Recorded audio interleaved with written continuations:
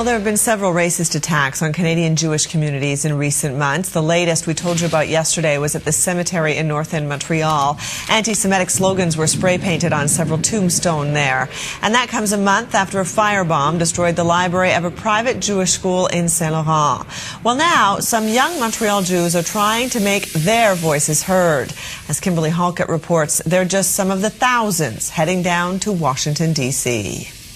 For 14-year-old Rochelle Palmer, the Holocaust is more than stories and photographs. It's her grandmother's history.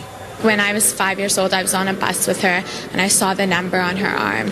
And I asked her about it. I asked her, "Grandma, what's that number on your arm?" As a young girl, Rochelle's grandmother spent 3 months in the Auschwitz death camp. Her experience has shaped Rochelle's life. This has really been real to me. It's been a big part of my life. That's why Rochelle joined 300 other Canadian students on a trek to the U.S. Holocaust Memorial Museum in Washington, D.C., to see and learn from another prominent survivor of the Holocaust. Not much has happened, which is different since that time. U.S. Congressman Tom Lantos has spent much of his life talking about his experience and the dangers of hate. I would never have thought 55 years ago that a new wave of anti-Semitism would sweep Europe, which it is. But that is not a cause for discouragement.